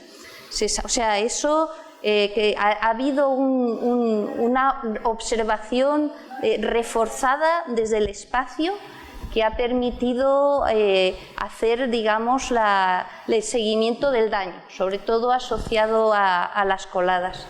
Y se han podido, todos los cálculos de superficie recubierta y todas las pérdidas de viviendas, todo se sabía diariamente gracias al programa Copernicus europeo. Quería preguntar, que si los drones tienen algún material de revestimiento o en específico para las altas temperaturas y para la ceniza o algo así, y si no, si se pudiese hacer algo por el estilo de un revestimiento de algún material que aguantase mejor las temperaturas y la ceniza que le pueda provocar caerse o daños o algo así, si sería posible, está posible. Yo creo que se está desarrollando algo, no sé si pero de los que estaban allí en la erupción y de los que tenemos nosotros no tenían nada. ¿Vale? Directamente, si te metías en la nube de piroclastos, te arriesgabas a perderlo por impacto, por pérdida de conexión. ¿Sabes? Que eso era un poco suicidio. De hecho, hubo algunas personas que tenían drones que no eran muy caros y que directamente los llevaron, por ejemplo, al centro de emisión, sabiendo que los iban a perder, pero para grabar esas imágenes, porque tú las puedes grabar directamente en el equipo que tienes en mano. Pero no, y además es un buen campo de avance para trabajar en el sistema portátil. Sí, un comentario doble sobre las nuevas, hablando del futuro y un poco para motivar. los drones han llegado, yo creo que lo que van a requerir es un poco como las técnicas espaciales, un desarrollo de tratamiento de datos que nos permita extraer el máximo de información. Es decir, se han obtenido un montón, pero se puede obtener mucho más. Por ejemplo, lo que se ha hablado hoy, sin que nadie me lo tome mal, del modelo de Moggi. El modelo de Moggi es un modelo de 1950 que se hizo para no tener, cuando había que calcular a mano. Eso no nos permite sacar toda la información de un interferograma radar donde tenemos cientos de miles de puntos. Entonces, esto, por ejemplo, en nuestro caso, y hemos hablado y se ha comentado, el radar te da una deformación relativa. Necesitas un punto estable que conozcas la deformación. Tengo mis serias dudas de que haya habido algún punto estable en la isla durante la erupción. De hecho, nosotros una cosa que nos ha retrasado los trabajos ha sido ver cómo corregir eso. Entonces, lo que hemos hecho es nuestra técnica de inversión ajusta la estabilidad del punto de referencia y permite corregirla, porque eso se lo transmites a todos los puntos. Pero hemos desarrollado una metodología que está avanzada en ese artículo, pero que considera, tampoco es que sea revolucionario en las fuentes, utilizan modelos publicados en los años 70 y 80, pero lo utiliza combinándolos todos, es decir, te puede representar fracturas, presiones, y sin hacer hipótesis sobre la geometría. Cuando tú utilizas un SIL o una esfera o un elipsoide, ya estás a priori haciendo una hipótesis muy salvaje sobre la geometría. Y entonces a nosotros nos ha permitido detectar ramificaciones intrusivas fallidas, cuestiones, reproducir la creación de la fisura, ese tipo de cosas sin tener que hacer, sorprendentemente, hipótesis sobre las propiedades del medio o demás. Y luego enlaza muy bien con la estructura cortical y con la historia eruptiva. Es decir, a veces hay que tener un poco de cuidado de no intentar matar moscas a cañonazos, porque a veces el error que tienes en conocer las propiedades elásticas es mucho mayor que lo que te va a aportar. Tienes que tener, es mi experiencia personal, eso no, y probablemente sea una limitación de mi conocimiento. Pero yo creo que ese tipo de cosas que hemos aprovechado todos para evolucionar, utilizando un sitio, un ejemplo como es la erupción de La Palma, donde sabemos cuál es la solución de la reactivación. Es una erupción en una fisura con esta orientación, con estas dimensiones y con estas características. Eso no lo sueles tener. En el Hierro fue imposible hacer eso porque fue una erupción submarina. Entonces, es la primera vez que lo hemos tenido en Canarias. Un problema... Yo soy matemático, hablo como matemático, del que conozco la solución. Puedo testear mis técnicas de interpretación y evolucionarán mucho, pero yo creo que eso es una de las cuestiones que tienen que ser el presente y el futuro, y que vamos a ver muchos los trabajos que se van a publicar en los próximos meses y años sobre la erupción de La Palma. Y ya no os aburro más. Entonces hago yo una pregunta que no tiene nada que ver. Para acabar, esta mañana en la presentación inicial tuya, Carmen, pusiste unos mapas de escenarios volcánicos en Tenerife. Y me llamó la atención, aunque creo que sé, pero quiero que me contestes y me libres de mi ignorancia, que en el mapa de escenario de piroclastos, el escenario que se pinta ahí es que va contra los alisios. Cuando uno coge todas las erupciones de Cañadas y los piroclastos están todos para el sur, y allí pone que todo va para el norte. No sé si es el régimen de vientos en la cima del Teide y el... Es un ejemplo, una figura que usamos como ejemplo de distintos escenarios.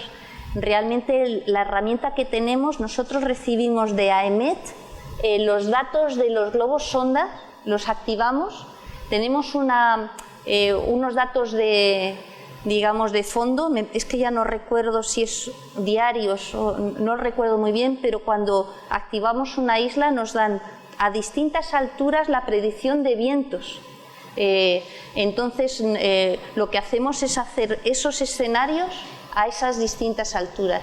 Realmente el de ceniza ahora mismo ni siquiera lo hacemos nosotros, porque realmente, aunque tenemos preparada la herramienta, es muchísimo más precisa las simulaciones que hace el BSC, y de hecho Arnau colaboró durante la erupción de La Palma haciendo todo lo que era el modelado de ceniza y el modelado de dióxido de azufre con el superconductor de Barcelona, y ya lo nuestro lo podíamos hacer pero a una escala, digamos, de precisión mucho más inadecuada, y a la vez los BAC hacen justamente eso, y nosotros simplemente le dábamos a Arnau la altura de inyección, que es la altura de columna, y a partir de ahí, con los modelos de vientos, claro, ellos ya dispersan, ¿no? La tasa de emisión. Sí, también sí, es la tasa. Yo la realidad es que después de salir me he ido al móvil a ver la dirección de los vientos en el Teide, y es justamente la que pone en la modelización. Es decir, que llama la atención que en la cima del Teide, efectivamente, los vientos dominantes durante todo el año son hacia el noreste. Eso era... Lo que pasa es que algo tendrá que ser que a lo mejor el modelo para los piroclastos no es el de la cima del Teide, pero... Es que dependen mucho de la altura de... Ya, pero la geología nos dice que los piroclastos han ido todos para el sur. Vamos a ver, tres o cuatro no, están en el Valle de Orotava, pero... Está infraestudiado, yo creo. En Montaña Blanca fue hacia los rodeos. Bueno... ¿A dónde fue Montaña Blanca? ¿A dónde fue? Claro, sí, pero es decir, Montaña Blanca tenía un Teide protegiéndole de los vientos del noreste. Y los piroclastos. En el norte. Y los piroclastos tienen en la zona de los ralejos. Mucho por los deslizamientos. No, piroclastos sálicos hay en todo el Valle de Orotava, eso por descontado. Pero el número de metros, bueno, 20 metros frente a 100. Bueno. De todas formas, en el Valle de la Orotava también hay 2 deslizamientos, o sea que se ha rellenado 2 veces. Y se ha vaciado. Vale. Me habéis convencido. Epur sí mueve, pero en La Palma han ido todos para abajo. ¿Vale? Hubo momentos también en los que se veía que la columna eruptiva en una zona se dispersaba hacia un lado y en otra hacia otro. Dependiendo del tamaño. Dependiendo de la altura a la que exactamente. Pero sí. momentos, pero creo que el IGME me ha dicho que el mayor espesor está hacia el suroeste. Bueno, yo no tenía nada más. Si tenéis algo más... Si no, daros las gracias, ha sido un placer, no solo por los avances y retos, sino porque nos habéis dado una clase y hemos entendido un montón de cómo fue la erupción. Es decir, que avances, retos y conclusiones, que es lo que hemos estado viendo.